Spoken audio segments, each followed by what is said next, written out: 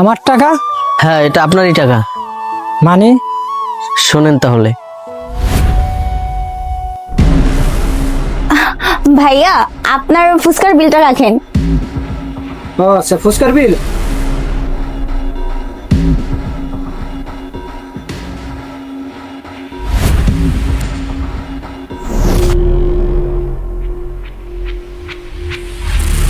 আপু, এই যে আপনার ভাঙতি 20 টাকা।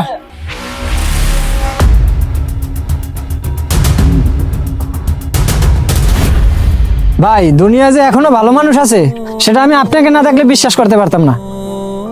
মেয়েটাকে ছিল আমার কাছে ফুসকার বিল দেওয়ার জন্য, কিন্তু আমার ক্যাশ থেকে যে কখন টাকাটা নিল সেটা আমি বুঝতেই পারি নাই। ভাই, সত্যি কথা বলতে কি, এই টাকাগুলো আমি আমার মেয়ের চিকিৎসার জন্য জমাইছিলাম। আমার মেয়েটা 3 মাস ধরে অসুস্থ, তার চিকিৎসার জন্য এই টাকাগুলো জমাইছি। আর এই টাকাগুলোই ওই মেয়েটা নিয়ে গেছিল, আর আপনার জন্য এই টাকাগুলো আমি আবার ফেরত পেলাম।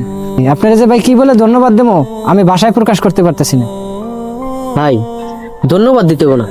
ভাগ্যিস তখন আমি দেখছিলাম, তাই হয়তো মেয়েটার কাছ থেকে টাকাগুলো রাখতে পারছি।